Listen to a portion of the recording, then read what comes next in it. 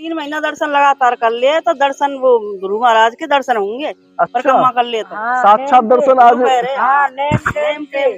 Name टेम से तुम 3 महीना कर लियो, ध्रुव महाराज दर्शन देंगे और अवश्य काम होगा तुम्हारो। अच्छा, जो मनोकामना पूरी होगी। ये है लवणासुर की गुफा है। हाँ, ये अच्छा अच्छा, और कस्तूरबा जी हाँ, ने यहीं उनको मारा था। अच्छा, ये देखें आप, यही वो गुफा है। इसी गुफा के अंदर हम चलते हैं और आपको कराते हैं उस अद्भुत गुफा के दर्शन जिस गुफा में होके वो लवणासुर चाहता था।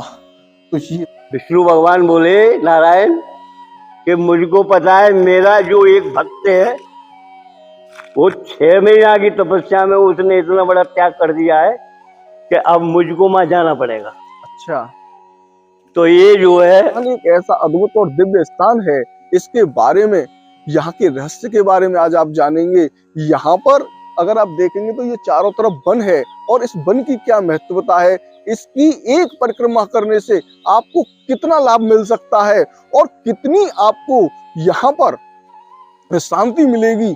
और इस मंदिर में इस श्री कृष्ण जी को राधा रानी ने यहाँ पर पाठ पढ़ाया कि कैसे उनको नृत्य करना है। तो इनके सभी रहस्यों को आज हम उजागर करेंगे, तो आप भी चलें। पहले हम करते हैं इस वन की परिक्रमा और संपूर्ण रहस्यों के बारे में आज आपको यहाँ पर अवगत कराएंगे। तो वीडियो में आप अंत तक बने रहें। चैनल पर पहली बार आए हैं तो अभी के अभी सब्सक्राइब कर लें, क्योंकि ये भी कार्य एक बहुत ही रहस्यमयी कार्य होता है कि जब आप हमारे चैनल को सब्सक्राइब कर लेते हैं तो आपको इस पूरे ब्रजमंडल की अनेकों अनेक स्थानों के बारे में हम आपको अवगत कराते हैं। और अभी होली आने वाली है, एक एक स्थान के बारे में हम आपको एक एक होली को दिखाएंगे और ब्रज की उन ऐसी रहस्यमयी स्थानों के पर लेके हम जाते हैं। संपूर्ण ब्रज दर्शन संपूर्ण ब्रज को दर्शा रहा है, दिखा रहा है और इन छुपे हुए स्थानों पर आपको लेके आए हैं। तो आज ऐसे ही स्थान पर लेके आए हैं। यहाँ पर एक गुफा भी है जो लवणासुर की गुफा है, उस गुफा के भी हम आपको दर्शन कराएंगे जो यमुना जी तक जाती है।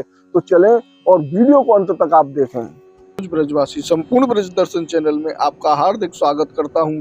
जैसा कि आप सभी जानते हैं कि हम ब्रज के आपको अनेकों रहस्यमयी और छुपे हुए स्थानों पर लेके जाते हैं, लेकिन आज हम आपको एक ऐसी अद्भुत महिमा के बारे में बताने जा रहे हैं जो कि मथुरापुरी 31 शिखरों पर कैसे बची हुई है।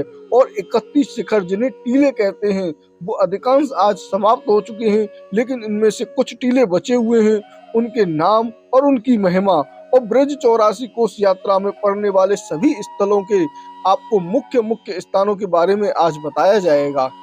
सबसे पहले 31 शिखरों में से ब्रह्म विद्या टीला है, उसके बाद में गताश्रम टीला है, काकभुसुंड टीला, रोमस ऋषि टीला, भारद्वाज टीला, च्यवन ऋषि टीला, गरुड़ टीला, नाग टीला, ध्रुव टीला, नारद टीला, सप्तऋषि टीला, राजा बलि टीला, धनुष टीला, मेनाक टीला, राम टीला, कंस टीला, वशिष्ठ टीला, गायत्री जी का टीला, शिव टीला, कंकाली टीला, बलभद्र कुंड, केशव टीला, महाविद्या टीला, गोकर्ण टीला, गणेश टीला, बुद्धि टीला, अमरीश टीला, दुर्वासा टीला, मार्कंड टीला, नारायण टीला। इस प्रकार से 31 शिखर। सबसे अंतिम है रतन टीला। तो ये 31 शिखरों पर हमारी मथुरापुरी बसी हुई है। अब इसके अलावा ब्रज 84 कोस की जब हम परिक्रमा करते हैं तो उसमें 31 टीलों के दर्शन तो होते ही हैं। 12 वन, 24 उपवन, 4 कुंज, 4 निकुंज, 4 वनखंडी, 4 ओकर, 4 पोखर, 365 कुंड, 4 सरोवर, 10 कूप, 4 बावरी, 4 तट, 4 बट वृक्ष, 5 पहाड़, 4 झूला, 33 स्थल रास स्थली के तो हैं ही, उसके अलावा 4 गंगा 84 कोस यात्रा में पड़ती हैं, 4 महादेव जो मथुरा में पड़ते हैं और वो मथुरा के कोतवाल हैं, 4 देवी वो भी मथुरा की कोतवाल के रूप में ही विराजमान हैं, और 3 चरण पहाड़ी, 4 धाम केदारनाथ, बद्रीनाथ, गंगोत्री, यमुनोत्री, लक्ष्मण झूला, हर की पौड़ी, हरिद्वार और पशुपतिनाथ जो कि नेपाल में स्थित हैं, उनके भी दर्शन आपको ब्रज 84 कोस यात्रा में होते हैं। और इसके अलावा कृष्णकालीन स्थल 84 कोस की जो यात्रा होती है उसमें 80% हिस्सा तो हमारा मथुरा का ही है, लेकिन ये यात्रा हमारी चलती है, मथुरा से प्रारंभ होती है, फिर राजस्थान की सीमा में पहुंच जाती है। राजस्थान की सीमा के बाद में फिर उत्तर प्रदेश की सीमा आ जाती है, फिर हरियाणा की सीमा आ जाती है। पुनः हम फिर हाथरस और आपका अलीगढ़ के जिले में होते हुए आगे की तरफ बढ़ते हैं और पुनः अपने स्थान यूपी के स्थान पर मथुरा में ही आ जाते हैं। तो इस प्रकार से ब्रज 84 कोस की बहुत लंबी यात्रा होती है और इस यात्रा को अब हम आपको कराने के लिए जा रहे हैं, क्योंकि इस यात्रा को करने से आपको एक कदम चलने पर एक अश्वमेध का यज्ञ फल प्राप्त होता है। और इस यात्रा को करने से शरीर के अनेकों अनेक कष्ट भी समाप्त हो जाते हैं, क्योंकि ब्रज 84 कोस की यात्रा केवल वही व्यक्ति कर पाता है जिन पर श्री कृष्ण जी की कृपा हो जाती है। और ऐसे लोग जो ब्रज में आ जाते हैं, ब्रज में आने के बाद उनको सबसे पहले क्या करना चाहिए? ब्रज में आने के बाद इस ब्रज भूमि में इस ब्रज की रज को अपने मस्तक पर लगाना चाहिए। श्री कृष्ण जी से अपनी जितनी भी समस्याएं हैं उन समस्याओं के समाधान हेतु आप ब्रज 84 कोस की यात्रा कर सकते हैं। जब आप ब्रज 84 कोस की यात्रा करेंगे, एक कदम अगर आप चलेंगे तो आपके पता नहीं कितने जन्मों के पाप समाप्त हो जाते हैं। इस तरीके की महिमा हमारे शास्त्रों में और ग्रंथों में बताई गई है। उसी के अनुसार हम इस ब्रज 84 कोस की यात्रा को कर सकते हैं। ब्रज 84 कोस की यात्रा करने के लिए आपको कोई समय निश्चित नहीं है कि आप कब कर सकते हैं, कब आ सकते हैं। जब प्रभु आप पर कृपा कर दें आप तभी आ सकते हैं, लेकिन इसका कुछ समय होता है। जैसे अधिक मास में परिक्रमा होती है। अब ये परिक्रमा कितने तरीकों से होती है? ये परिक्रमा 3 तरीके से की जा रही है हमारे ब्रज क्षेत्र में। पहले नंबर पर ये यात्रा एक अधिक मास के समय में की जाती है और उस यात्रा में लोग अनेकों स्थानों से आते हैं और अधिक मास में यात्रा करते हैं, जिसमें लाखों करोड़ों की संख्या में यात्रा करने वाले दर्शनार्थी आते हैं। एमपी से आते हैं, महाराष्ट्र से आते हैं, अपने पूरे भारतवर्ष से लोग आते हैं और उस यात्रा को करते हैं। तो वो जो यात्रा है उस समय पर जब आप यात्रा करेंगे तो उस समय पे आपको काफी ज्यादा भीड़ भाड़ मिलेगी। लेकिन जब आप यात्रा वैसे करते हैं जो अधिक मास नहीं होता है या फिर कार्तिक मास नहीं होता है, उस समय में आप करते हैं तो उस समय पर यात्रा कम चलती है, आपको बहुत कम लोग मिलेंगे, कोई इक्का दुक्का लोग ही मिलेगा। तो इस तरीके से यह यात्रा की जाती है। दूसरी यात्रा कारों के माध्यम से होती है। अब कारों के माध्यम से कैसे होती है कि जैसे आप जहां से भी आए, आपने रूम बुक कर लिया, मथुरा में आप रहे या वृंदावन में आप रहे, तो आप 12 वनों के दर्शन करके आएंगे। 12 वनों में से मान लीजिए एक वन के दर्शन आपको कार से करके आए और पुनः आप उसी स्थान पर वापस आ गए। फिर आप दूसरे दिन गए, दूसरे वन के दर्शन करके आए, अन्य स्थानों के दर्शन करके आए। तो इस तरीके से एक यात्रा चलती है। और तीसरी परिक्रमा होती है जो कि 40 दिन में पूरी होती है। उस यात्रा में आप जहां से भी यात्रा प्रारंभ करते हैं वहीं से वो यात्रा होती है। दर्शन करते हुए चलते जाते हैं, धीरे धीरे दर्शन करते हैं, फिर चलते जाते हैं। पूरी ब्रज मंडल की परिक्रमा को करके आप पुनः उसी स्थान पर 40 दिन में वापस आ जाते हैं। तो ये यात्रा इस तरीके से 3 तरीके से चल रही है। और अपनी इच्छा से बहुत लोग ऐसा भी करते हैं कि इस 40 दिन की यात्रा को भी अपने घर पर आ जाते हैं रात में और दर्शन करके पुनः वापस उसी स्थान पर पहुंच जाते हैं। और अपनी सामर्थ्य के अनुसार किसी भी तरीके से भगवान का स्मरण, भगवान का नाम लेना ही इस 84 कोस यात्रा में कृपा प्राप्त करना है। तो उसी 84 कोस यात्रा को हम आपको कराएंगे और जिसमें एक एक स्थान के दर्शन आपको होते जाएंगे। क्षेत्र में शत्रुघ्न जी त्रेता युग में श्री राम जी के भाई भी इस मथुरा के राजा बने। उन्होंने यहाँ पर मधु दैत्य का पुत्र था लवणासुर, और उस लवणासुर को मारा। यहीं पर एक गुफा है, उसी गुफा में वो छुप के रहता। उस गुफा से वो यमुना जी में स्नान करने के लिए जाता, और उसके पास एक बहुत ही दिव्य महादेव जी का त्रिशूल था, और उस त्रिशूल को जैसे ही वो अपने पास में ले लेता तो कोई भी व्यक्ति उसे पराजित नहीं कर पाता। इस प्रकार की यहाँ पर वही गुफा है। तो लेके चलते हैं आपको इसी दिव्य गुफा के अंदर।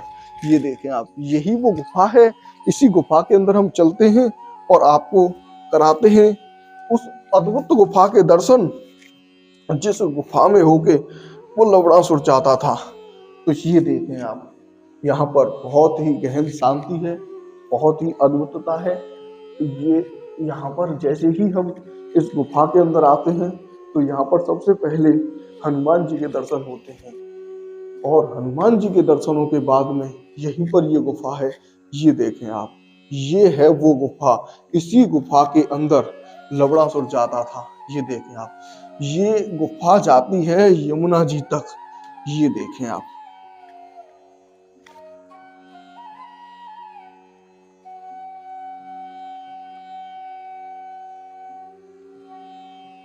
आप देख रहे हैं, यही वो गुफा है, लवणासुर की गुफा।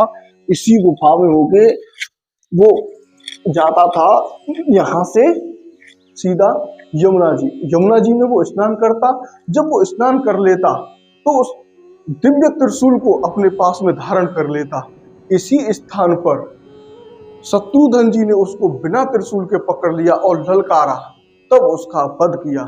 तो यहाँ पर ही बहुत ही अद्भुत ध्रुव जी की स्थली है, और ध्रुव जी की तपो स्थली है ये। तो उसके भी कराते हैं आपको दिव्य दर्शन। तो अभी यहाँ पर ही आपने ये लवणासुर के दर्शन किए। यहाँ अगर आप देखेंगे, भोर भयो गैया के पाछे मधुवन मोय पठायो, मैया मोरी मैंने नहीं माखन खायो। ये बहुत ही अद्भुत और दिव्य दर्शन है मधुवन बिहारी जी के। तो यहाँ पर आपको कराते हैं मधुवन बिहारी जी के दर्शन, जो कि अपने आप में बहुत ही दिव्य और अद्भुत हैं। तो ये आप कर रहे हैं मधुवन बिहारी जी के दर्शन।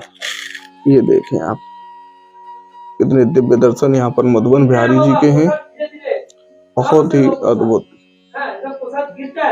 ये आप देखेंगे तो ये अलौकिक, और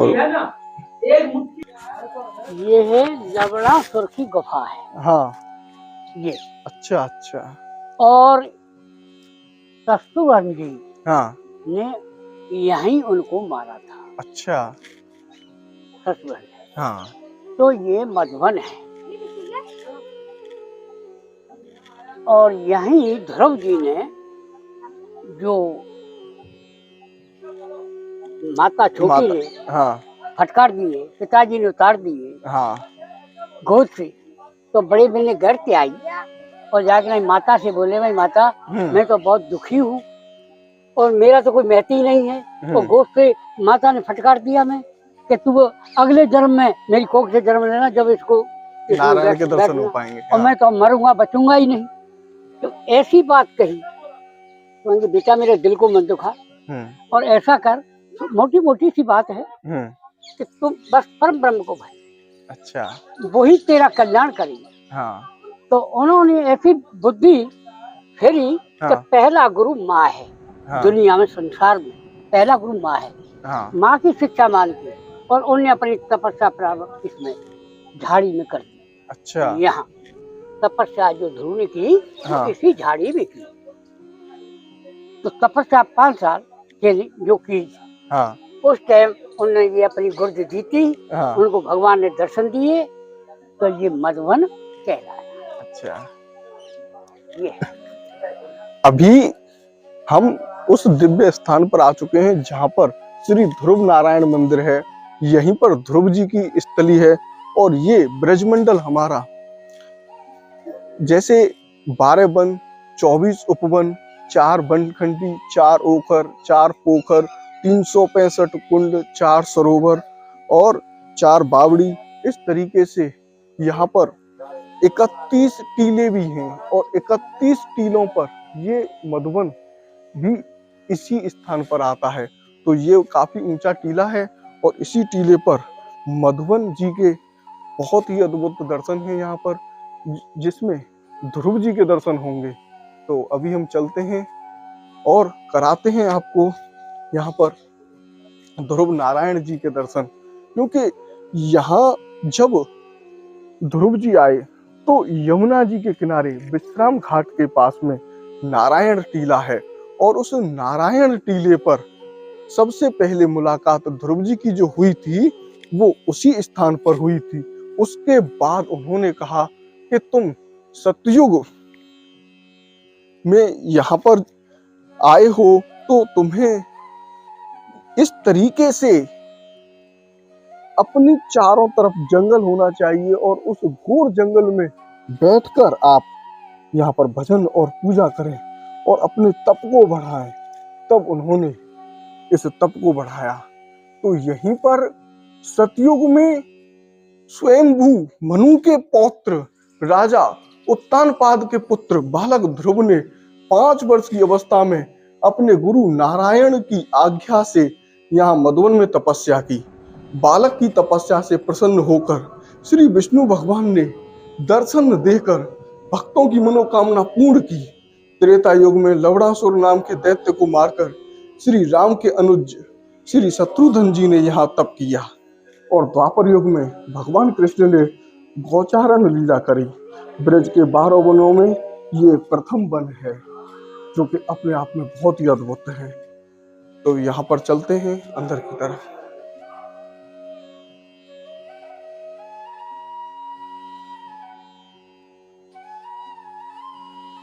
अभी हम ध्रुव टीले पर आ चुके हैं।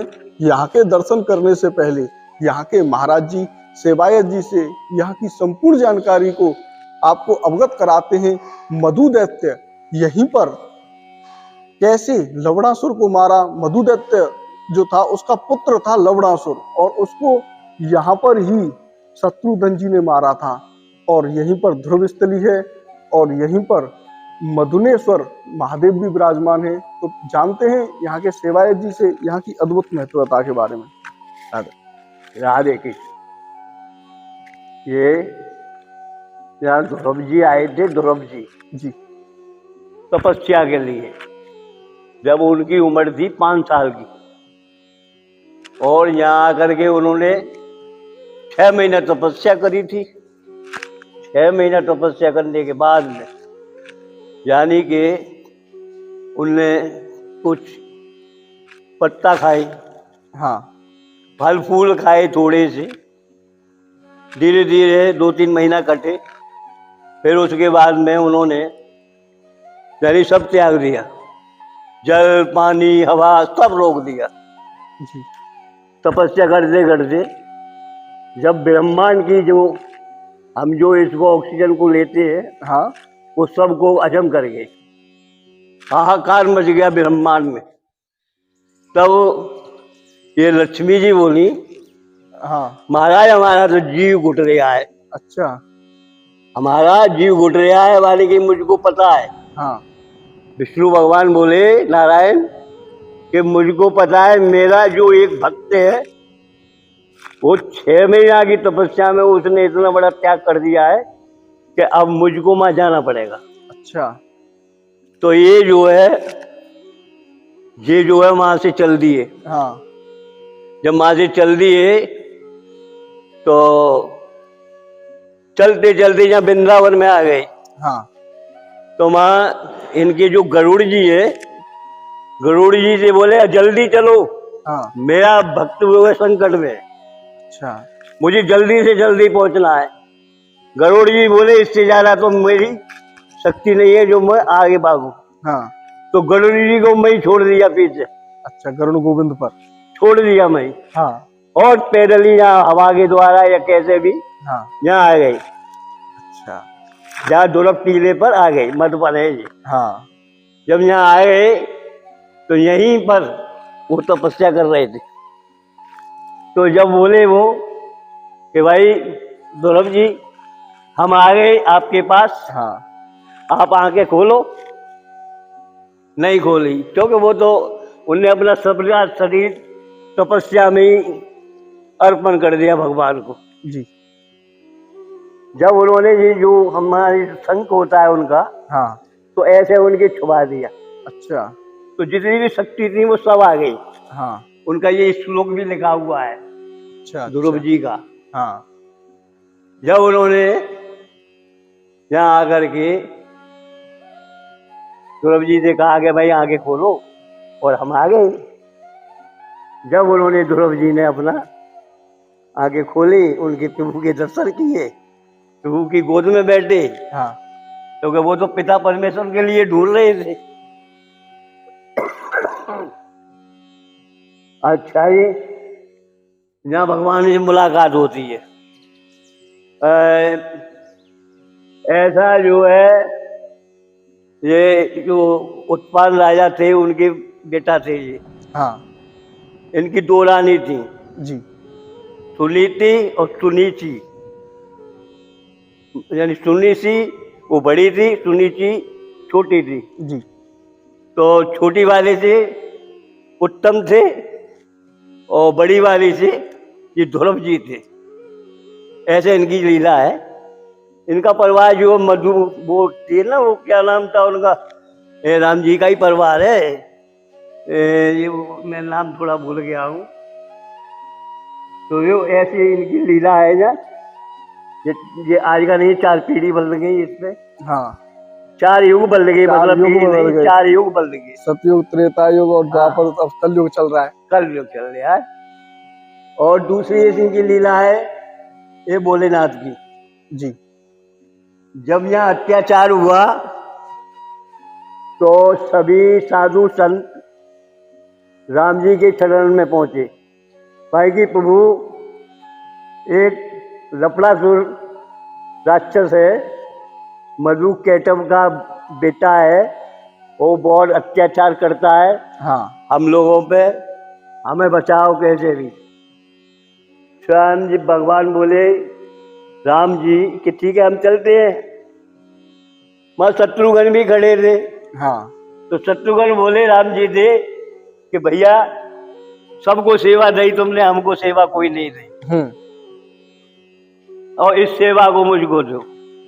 जब यहाँ ध्रुव जी आए थे और उसको उसका वध किया, उस राक्षस का। हाँ। तो वो राक्षस नहीं था, बहुत बड़ा बवाल था। अच्छा। जो ये त्रिशूल है, हाँ। उस राक्षस को दिया था भोलेनाथ ने। अच्छा। माने ये त्रिशूल तुम्हारे पास रहेगा, तुमको कोई नहीं मार सकता। हाँ। जब तक ये त्रिशूल रहेगा कोई बलवान तुमको नहीं मार सकता। अच्छा। तो उसका मरण जो है धोखे से किया गया था। हाँ। तो वो सुबह जमुना जी जाता था स्नान करने, पूजा करने। जी। जब वो त्रिशूल को नहीं लेकर के जाता था, हाँ। उसी टाइम में जो है शत्रुघ्न को पूरा मौका मिला और उन्होंने उसका वध किया। अच्छा। ये लीला है इनकी महाराज। हाँ। जहाँ रावण ने भी तपस्या करी। अच्छा। हाँ, जहाँ किशन जी भी आए। हाँ। मधुपुर नाम का एक राक्षस है, वो भी ऐसे करके 4 युग बल चुके। ठीक है महाराज। महाराज जी, यहाँ पे ये मधुपुरी जो नाम पड़ा है, ये मधुदैत्य के नाम से ही पड़ा था इसका नाम? हाँ, वो राक्षस था, राक्षस। आप यहाँ पर वही दिव्य दर्शन करने वाले हैं जो गरुड़ जी, यहाँ पर आप देखेंगे ये हैं गरुड़ जी और श्री नारायण जी और लक्ष्मी मैया। यही आए थे ध्रुव जी को उनकी तपस्या से प्रसन्न होके, जब 6 महीने उन्होंने तपस्या की तब की ये स्थिति है।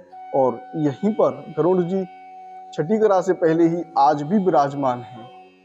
और ये आप कर रहे हैं ध्रुव नारायण जी के दर्शन। यही वो ध्रुव जी हैं जिनके बहुत ही अद्भुत दर्शन यहाँ पर होते हैं। ये श्री नारायण जी हैं और नीचे अगर आप देखेंगे तो नारद मुनि हैं, और इधर की तरफ में बिल्कुल साइड में बैठे हुए ये ध्रुव जी महाराज हैं। इन्हीं को दर्शन देने के लिए स्वयं नारायण जी को यहाँ पर प्रकट होना पड़ा लगभग 5 वर्ष की आयु में। और नारद जी के यहाँ पर नारायण जी के दर्शन बहुत ही अद्भुत। तो यहाँ पर दोनों ही साथ में ही विराजमान है, नारद मुनि जी और नारायण जी। यहाँ पर और भी आगे दर्शन है, उन दर्शनों को भी आपको कराते हैं। ये आप देखें, ये है श्रीनाथ जी, उद्धव जी और माता जी यहाँ पर विराजमान है। ये आप देखेंगे बहुत ही अद्भुत दर्शन श्रीनाथ जी के और उद्धव जी के, बहुत ही अलौकिक और दिव्य दर्शन है। अब हम आपको लेके चलते हैं उस स्थान पर जहां पर वो त्रिशूल रखा हुआ है। उस लवणासुर का त्रिशूल यहाँ पर विराजमान है और ये है मधुनेश्वर महादेव। तो ये देखें आप, यही वो त्रिशूल है जो आज भी यहाँ पर रखा हुआ है। ये देखें, ये बहुत ही अद्भुत और दिव्य दर्शन महादेव जी के आप यहाँ पर कर रहे हैं, बहुत ही अलौकिक। यहो यहो।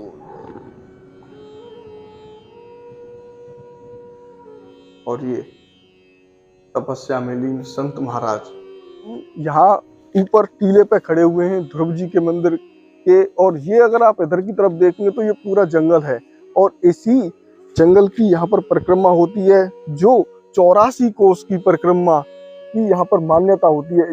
कोई व्यक्ति इस एक परिक्रमा को कर ले तो उसे 84 कोस की परिक्रमा करने का फल प्राप्त हो जाता है। दूसरा बार मैं तो कुछ नहीं करता। तो साथियों, जैसा कि आपने देखा, तो हमने परिक्रमा उधर से प्रारंभ की थी।